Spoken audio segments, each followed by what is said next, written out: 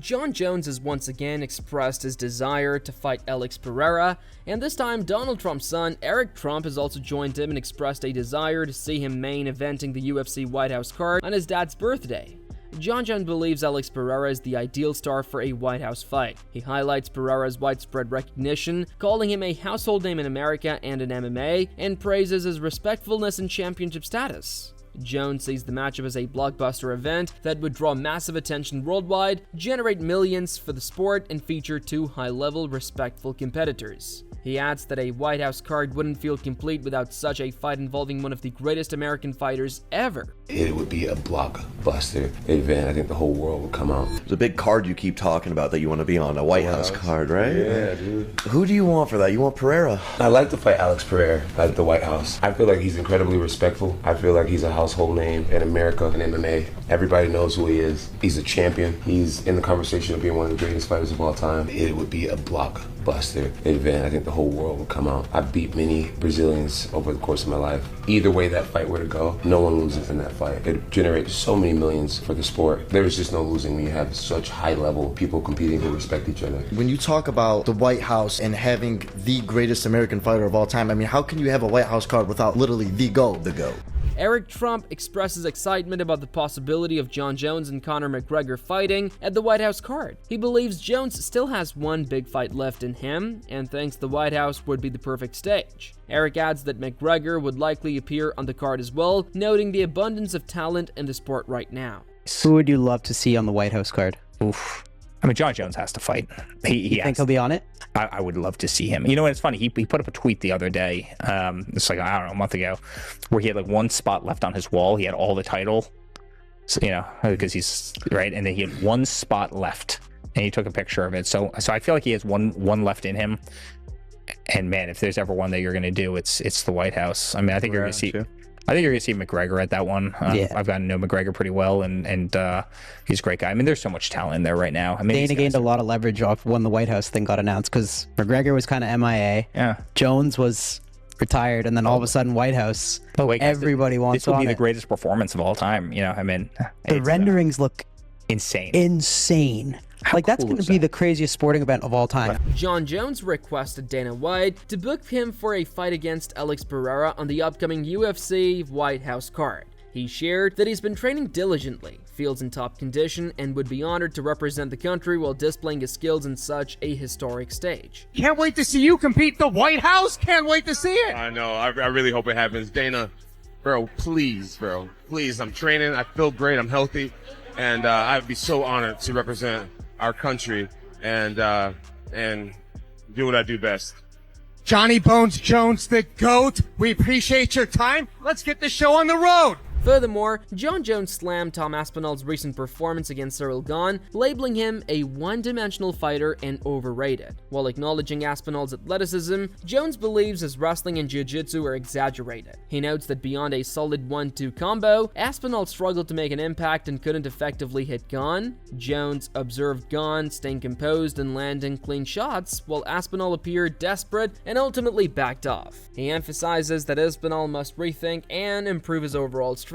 Tom's a great athlete, but I do feel like he's a one-trick pony. I believe that his wrestling and jiu-jitsu is incredibly overrated. He has a beautiful 1-2. I got to learn a lot about his patterns in his last fight. That's really about it. That's the one thing that he's setting up real nice. He couldn't touch Cyril Gane at all. That's the way I felt. I felt like Gane was just getting warmed up. Gane's hands was down. He was shaking his shoulders, bouncing around. He was touching him. He was touching him. That jab, too, was money. He busted him open. He was so comfortable. I think Tom was looking for a way out, and he took it. He needs to change his game. On the other hand, Michael Chandler is still confident about fighting Conor McGregor. He explains that he's ready to adapt while waiting for the McGregor fight. He mentions that he stays in peak shape at all times and can jump in a training camp on 6 to 8 weeks' notice. Chandler adds that if the McGregor fight doesn't happen, he can easily pivot to another opponent of the same card or elsewhere. Okay, so here's the thing.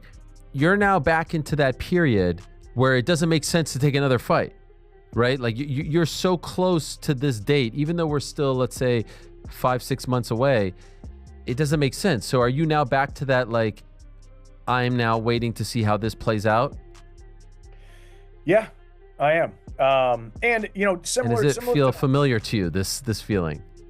A little bit, but the way I see it too is we'll get some answers in pretty short order here, and then we can make a decision. Like everybody knows, I am notorious for being the guy who's in shape at all times. I can jump into a training camp 6 weeks, 8 weeks notice. So if it doesn't look like it's heading in that direction, it's going to be pretty darn easy to jump into a training camp and fight somebody else on the White House card, fight somebody else somewhere else, who knows.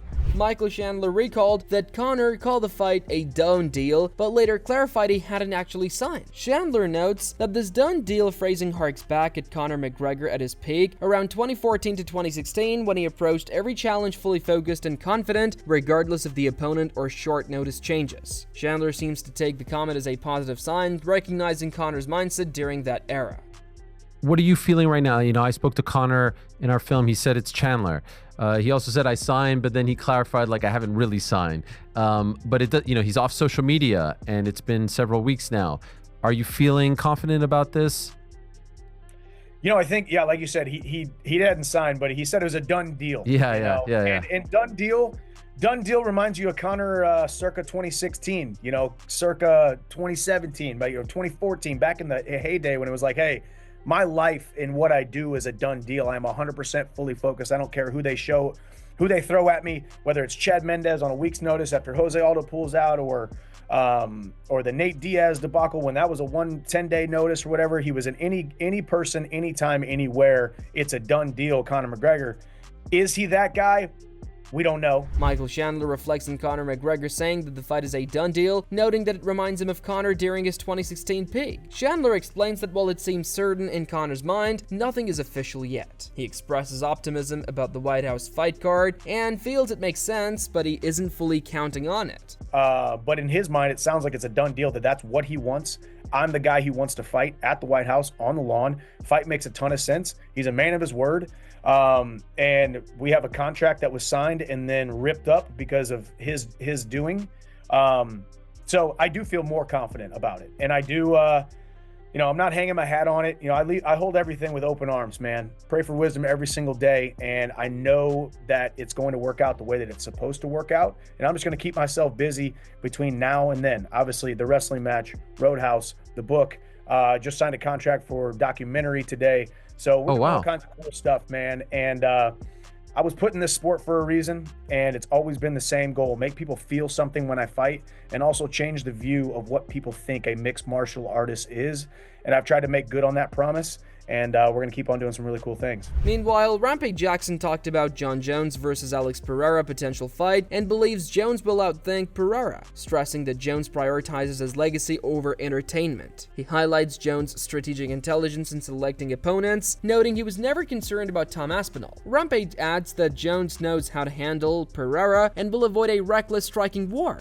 I don't think there's nobody out there right now that can really beat Jon Jones. But that being said, Jon Jones, he's very intelligent with his decision-making of who he fights and his opponents. I don't think he was worried about Tom Aspinall like everybody thought he was, but he knows what type of fight he'll take to Alex Pereira. Come on, let's not be stupid. Mm-hmm. We know what type of fight he'll take to Alex Pereira. He's not finna sit there. Which is what? He's not finna sit there and stand and bang with him. No, I don't see it. I don't see it. If he does, I'll drop $1,000 right here on you. No, I'm not disagreeing with you. I'm just saying, is your honest opinion that Jon Jones doesn't care about guys like what Bobby Green would say about, hey, we want to see a product, and he would just go in there and get the win, which look what he did. Look what he did to Cyril Gane the first time. What's his name? Gunn? Yeah. He just went out there and just made it look like he had no wrestling at all. Yeah, that's the same type of fight that he want to give to Alex. He don't care about the entertainment. He care about his legacy only.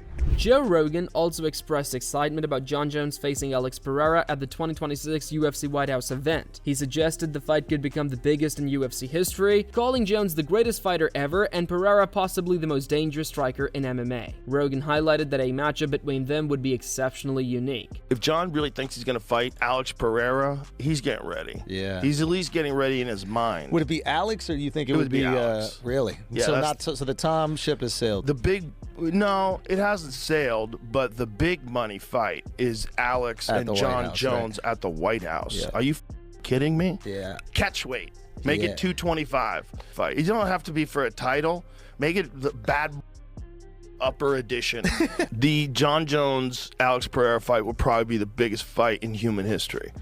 I mean, that in at MMA, the White House? In MMA, but as a matchup, you got the greatest of all time in John Jones, and arguably the most destructive striker that's ever competed. Yeah. No one's like that guy. Peloton? However, Josh Thompson disagreed with Joe Rogan's claim that Alex Pereira versus John Jones would be the biggest fight ever. He highlighted that Conor McGregor versus Khabib Nurmagomedov achieved 2.6 million pay-per-view buys, a scale he doesn't see Pereira and Jones matching. Thompson acknowledged that the fight would generate huge excitement, but argued it wouldn't reach the same global intensity or rivalry that McGregor versus Khabib produced. An MMA fight, you still have Conor and Khabib.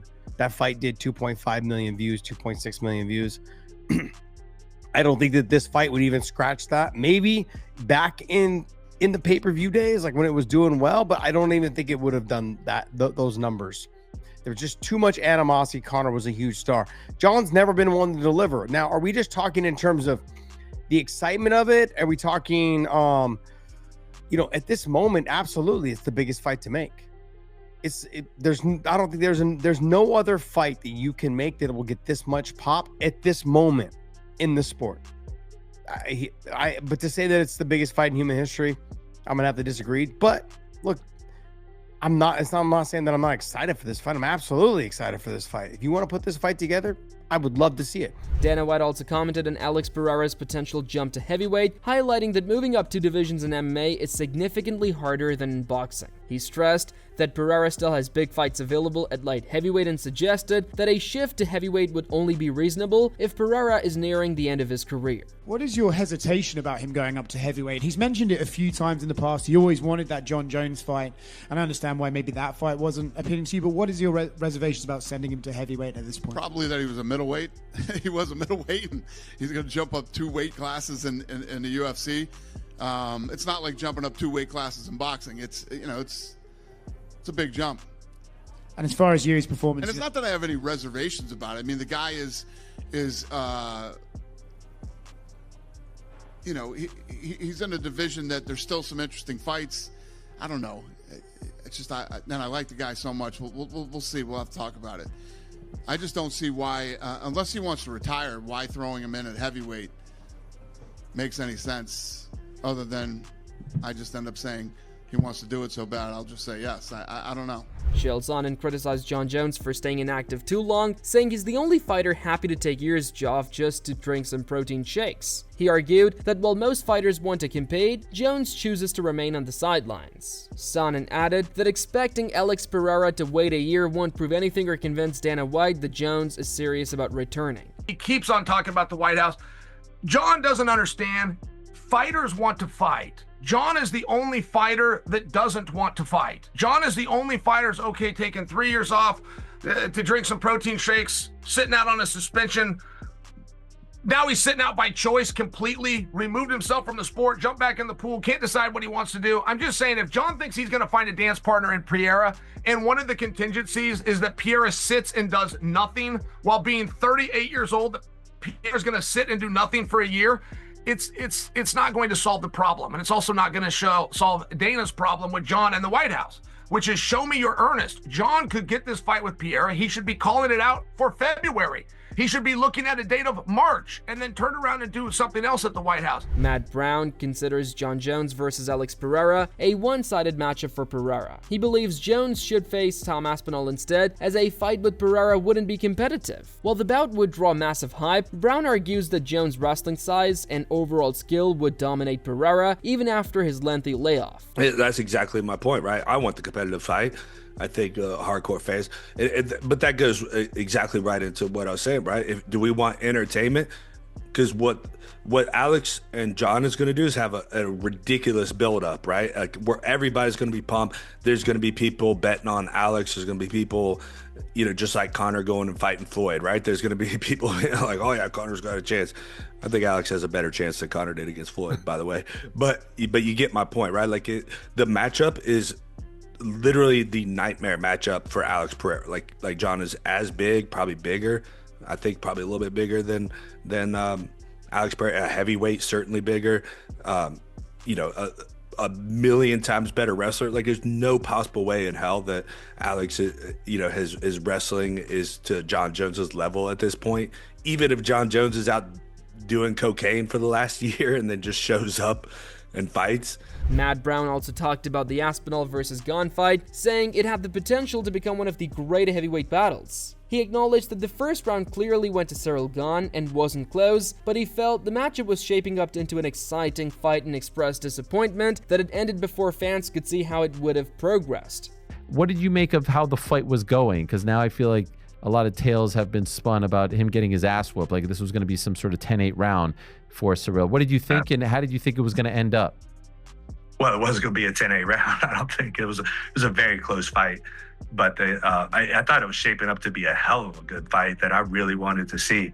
So I think that could have been one of the great heavyweight wars. As a matter of fact, I think that was shaping up to be a great fight. Matt Brown expressed curiosity about Tom Aspinall's strategy, observing that he didn't pursue takedowns early in the fight. He suggested Aspinall was waiting for the perfect moment to shoot and noted that landing one could have made the fight significantly easier. And I was interested to see Aspinall's game plan because it looked like his game plan was to stand with him. He didn't really push hard for any takedowns. And my guess is probably that he was just waiting for the right time to go for the takedown. And, we got to assume that if he was able to land the takedown, it'd probably be a much easier fight for him. You think he wins the rematch? I would still put my money on Aspinall, but if his game plan is going to be to stand with him, it's kind of a 50-50, Renato Moicano thinks the controversial ending of Tom Aspinall versus Cyril Gane benefits John Jones and Alex Pereira. He explains that the finish gives ESPN extra incentive to promote Jones and believes the result could actually play in favor of both fighters. And do you think if Gane and John Jones rematch, do you think that fight would go totally differently now? Do you think Jones would still be able to get him to the ground and get him It's probably, probably different, probably sure. Not the same, yeah. Well, Dana White said that, but that doesn't matter. No, I know, because in the end of the day, that's the thing. Now ESPN is promoting Jones even more, and John Jones has to love it. Yeah, it was the second best thing that could have happened for John Jones. The first best thing would have been Aspinall got knocked out or lost. Yeah, I think was the best thing for Pereira. Yeah, you saw for the sure. video of him like. Yeah, for sure. Renato Moicano criticized Cyril Gane, labeling him a cheater for repeatedly eye-poking opponents, including in his last fight. He noted that Gane has a clear pattern of this behavior and even took a jab at France while expressing his frustration. Moicano believes Tom Aspinall could have continued, but opted to make a business decision, deciding it was smarter to stop as the champion. He added that facing Gane as heavyweight with impaired vision would have been extremely dangerous due to Gane's striking ability. I think Cyril Gane did that multiple times. Exactly. In multiple fights, we have seen. It was the second time in that fight. Yeah. So I think I've heard a lot of good ideas. I think instant point for the first eye poke no matter what, and then a percentage of purse on the second one in the same fight. Whip him, bro. Being completely honest about Tom Aspinall, I think Cyril Gane is a degenerate. He's a cheater. How is he a degenerate, bro? No, I don't know. I don't know that many words. I'm just trying to have emphasis on what I'm saying. And he's a cheater, bro. He's France, bro. I hate France. Okay. I think he could fight, but I think he made a decision. A business decision. Yeah, because he thought, because if he was Cyril Gane, he would not stop, because otherwise he's not gonna get the title shot. Yeah. But he's the champion. He's gonna make money as a champion. Right. So from what I think is, he could fight, but he chose not to do it. But Cyril Gane is such a good striker. Like, to fight that guy with one eye is crazy, bro. Like, you're gonna get knocked out. Yes, especially a heavyweight. On the other hand, Henry Cejudo observes that Cyril Gane remained composed and unshaken against Tom Aspinall. He feels Aspinall appeared overly eager for a quick finish due to his history of first-round victories, which caused him to rush his attacks. Cejudo notes that although Aspinall landed clean shots, Gane's calmness, movement, and calculated risk-taking ultimately made the difference. Man, Cyril Gane did not. He was not afraid of Tom. And it looked like Tom was antsy to kind of get the finish a little bit, because he's been so accustomed to finishing everybody that he was almost racing for the knockout. And he did clip Gane, but Cyril Gane's composure was different. His movement, his composure, and the fact that he was taking chances was the difference in this fight. You know, there was that eye poked in that fight. Unfortunately, that happens. And it's the same referee that happened with me, happened with him.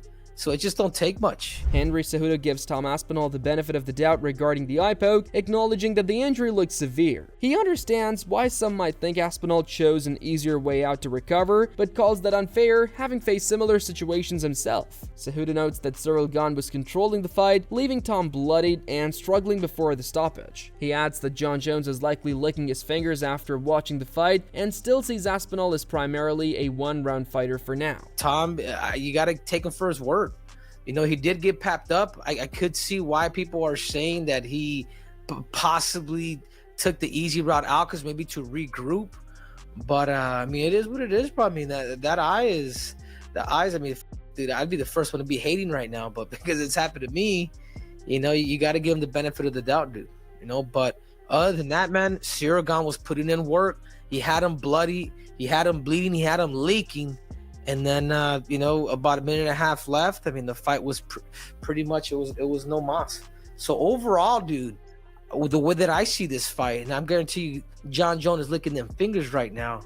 Man, right now, as of right now, Tom is a one-round fighter, bro. Like, I was curious to see him in that fifth. However, Kamaru Usman defends Tom Aspinall, insisting the incident wasn't his fault. He explains that the controversy stemmed from how the aftermath was handled than the event itself. Usman agrees with Henry Cejudo that the situation was complicated and adds that fans often react inconsistently, letting emotions quickly sway their opinions. It's not Tom's fault. I would say this out of the gate. It's not Tom's fault.